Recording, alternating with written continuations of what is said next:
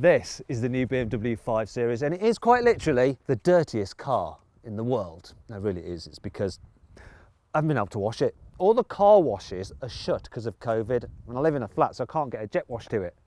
Sorry about that.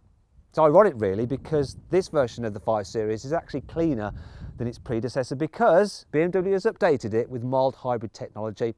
Now, in this video, I'm going to talk you through that and the other changes they've made to this car. We'll find out if it's better than an Audi A6 or a Mercedes E-Class. BMW has also introduced an M550i version in the UK with a 4.4 litre twin-turbo V8. And I'm going to launch it to time it from 0 to 60 to see if you really do need to spend the extra for the full fat M5. I'm Matt Watson, and you're watching CarWow. Let's start the video by talking about the price. The new 5 Series range kicks off from around £39,000, and that'll get you an entry-level 520i. If you want this M550i, you're talking around 70 grand, which is quite a lot of money. It's still quite a lot cheaper than an M5, which is around £100,000. I'm going to talk you through the design changes BMW has made to this 5 Series as part of this midlife update. So you've got some new LED tail lights, very smart, some new bumper designs. This being the M550i, you get an even more aggressive bumper than the normal cars. And look, you've even got a diffuser. It's fake, that diffuser. At least the exhausts aren't fake. BMW keeping it real with real exhaust pipes, not like you'll find on an Audi A6 or even Mercedes E-Class. Moving down the side, they're giving the car some new alloy wheel designs, ranging from 17 inches, which are going to be too small, to these 20s. The rest of the car down the side is the same as before. It's quite a conservative looking thing, this 5 Series. The only thing that breaks it up really is this air vent here. It's not fake either, it's real. It does smooth airflow down the side of the car. At the front, you've got some new bumper designs, and you get a different bumper depending on if you had the SE model, the M Sport, or this M550i, which is the most aggressive. Big change here at the front is the fact the grille's got wider. Be thankful they haven't gone full crazy BMW grille like they have done on the very latest cars, but it is definitely wide, and they've got some new headlights which are pushed further out and around the side of the car, and as a result, this car is definitely more of a goat. And I'm not talking about greatest of all time, I'm talking about goat. You know, eyes on the side of its head. Anyway, let's check out the interior. What has changed in here? Changes in here are minimal. The biggest one is this. You now have a 12-inch infotainment screen rather than the 10 inches you used to have before. Extra 2 inches is definitely welcome. It's a nice big screen, very, very crisp graphics, responsive. The iDrive infotainment system's good. It's easy to navigate. You can touch screen it. You can use a swivel wheel, the shortcut buttons, the touchpad, gesture controls. Yeah, I love a bit of gesture control personally. Got voice commands. Now, I don't use any of this actually because now BMWs give you Android Auto, not just Apple CarPlay, and you can connect your phone wirelessly as well, both Apple CarPlay and Android Auto. You don't have to have wires, which is brilliant. And I just use Android Auto and Google Maps to navigate around, even though the BMW gesture controls. Now, anyway, even though the BMW satellite navigation system with live traffic updates is very good. Now, some other changes in here are some new trims, nice, and yeah, really that's about it. Oh, some new seats, and that really is it. That's your lot. Speaking of the seats, the seating position in this car is very good. Oh, and finally, they're giving you lumbar support as standard. Oh, I love the fact that the steering column is electrical. That's good, feels premium. Beyond it, digital dials, now standard across the 5 Series range. I always say this, they're not my favourite digital dials. They're just a bit dark, and I don't like the way the rev counter goes backwards. But they're okay, and they can display a little bit of information, not as much as you get on the screen of an Audi A6, for example. The interior quality is good, very good actually. BMWs just feel solid, they really do, more solid than a Mercedes E-Class and an Audi A6 on the inside. I just don't think the design is quite as interesting. It's a bit like the exterior, it's a touch conservative. The interior design of the ES is more interesting, and if you want to find out a little bit more about that car, I've just put a little link which will be popping out in the top right hand corner of the screen. If you click on that, you can go check it out. I've also put a link below the video if you want to just do it that way instead. If not, stay with me, we'll continue because we're going to talk about cubby spaces. They're all right in this car. Look, some storage under there with the USB-C input. Underneath here are your cup holders. Yep. No, it's not going to fit. I don't know why I'm even trying, but it will fit in the door bin. Big practical door bins. Being a BMW, you always get these little extra storage areas here, which are lined with felt, so that whatever you put in there, such as your keys, do not rattle about when you're driving. If I can shut it.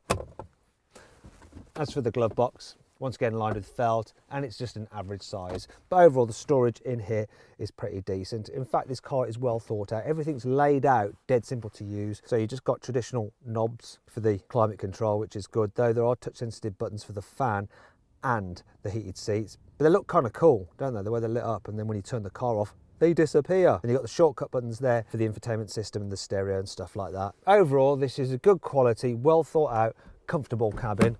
See what it's like in the back seats. Driver's seat is in my usual driving position. Knee room's good, headroom, it's decent, look at that. Slight complaint is foot space, not the actual footwell itself, it's just a bit hard to really stretch out into the chair in front. If you need to carry 3 people in the back at once, one slight problem is this, the big hump in the floor, which you have to straddle, and then you're starting to fight for foot space, and headroom in the middle isn't great, and it's made worse on this particular car I've got here. It's got the optional sunroof, and that reduces the headspace ever so slightly because of the mechanism for the roof. Really, if you need to carry 3 people in the back of your large luxury car, you're going to be better off with an Audi A6. Now, if you want to find out some more information and watch my video review of the Audi A6, I'll put a little link which will be popping out in the top right corner of the screen. You can click on that if you want to go check it out, or put a link in the description of this video. Anyhow, let's continue with this car. So, practicality wise, expensive feeling airplane style folders on the seat backs. You've also got, look at this, oh, where's the bottle? Ow, see, just whacked my head off that. That bloody sunroof.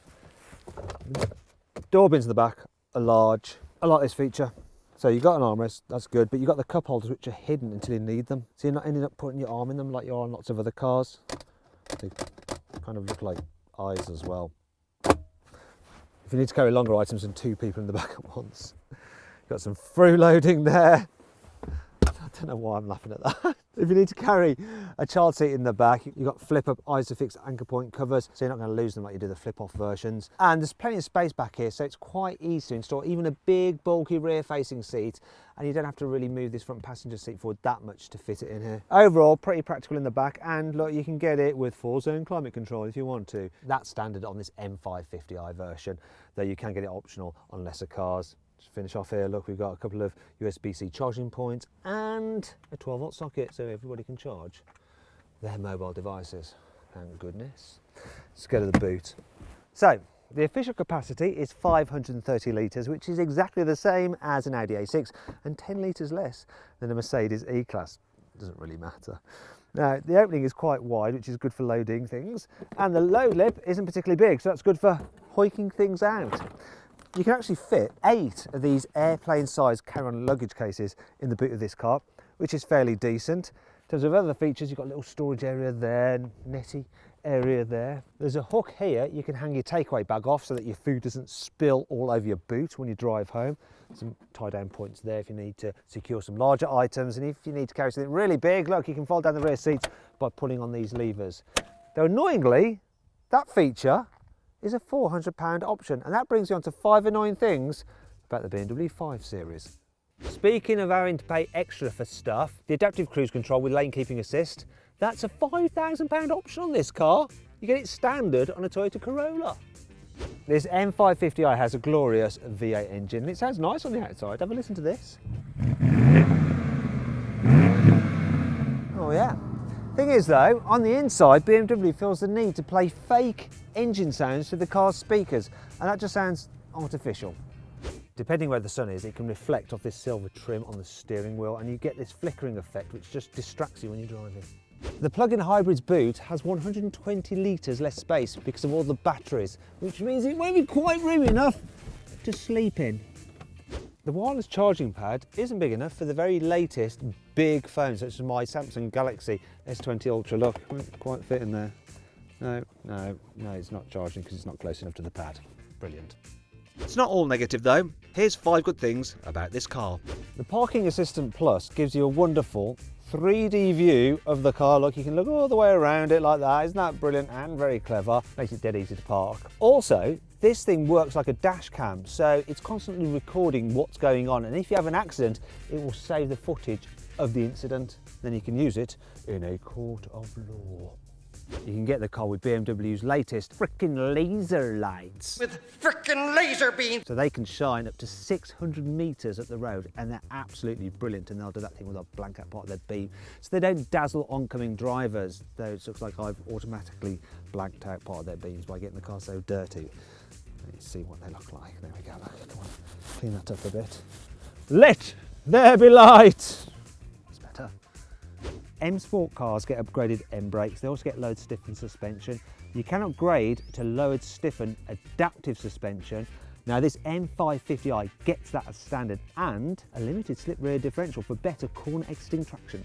You can get certain versions of the 5 Series with rear wheel steering, so that'll turn the back wheels in the same direction as the front wheels when you're going quickly to aid high speed stability, or in the opposite direction when you're going slowly to improve low-speed manoeuvrability.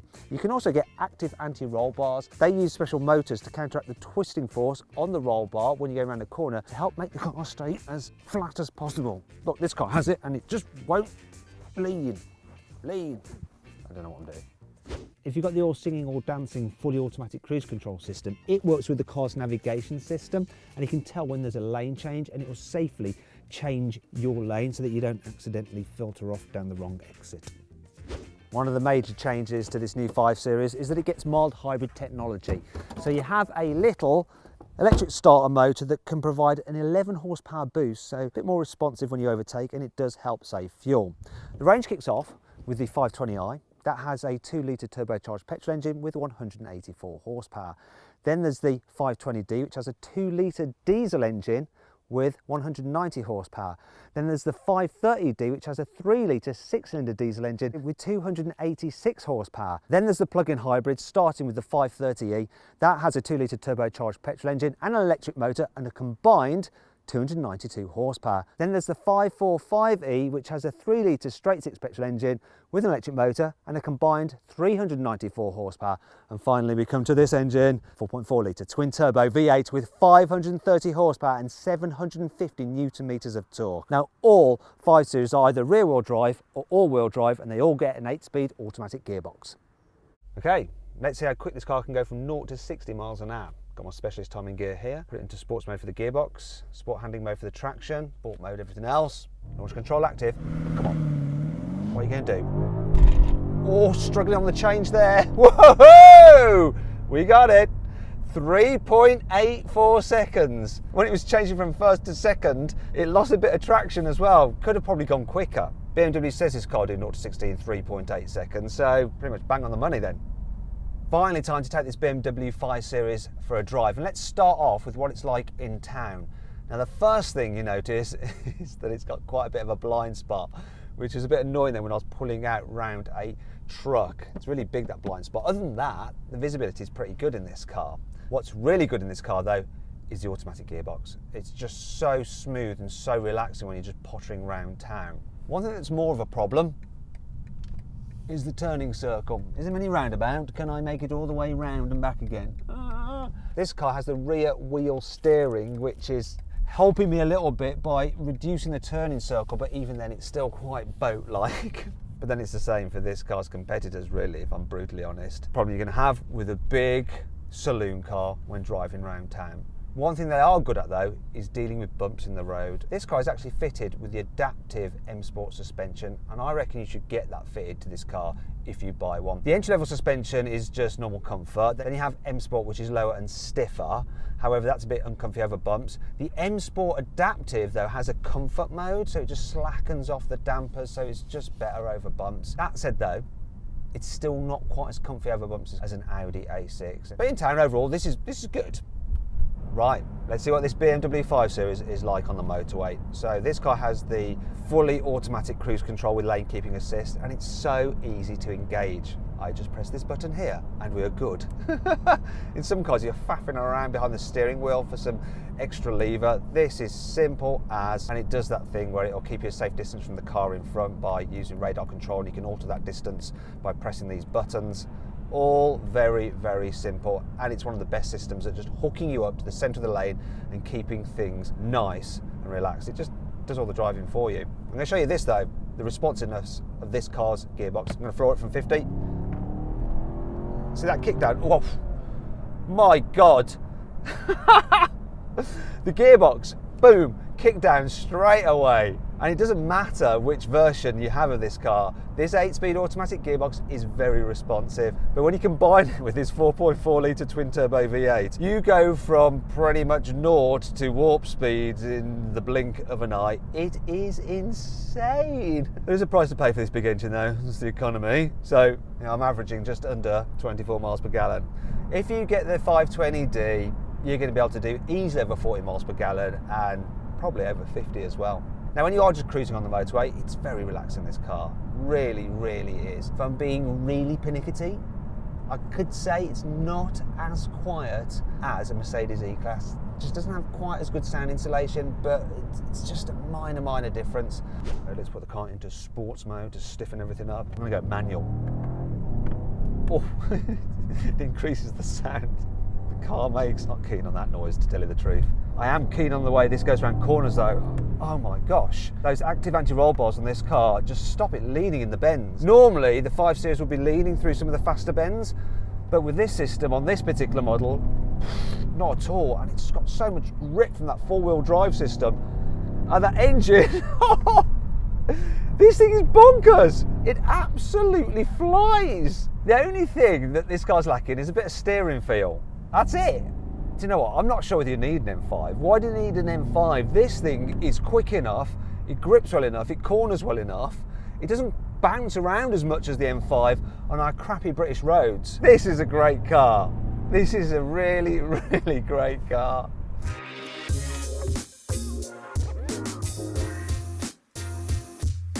So then, what's my final verdict on the BMW 5 Series? Should you avoid it? Should you consider it? Should you shortlist it? Or should you just go right ahead and buy it? Well, I reckon you should shortlist the 5 Series. It's not completely perfect, but it is still a very good all-round large luxury car. If you enjoyed the video, please give it a like. Also, comment below any kind of other videos you'd like us to do. If you want to watch some more videos, click on the windows there.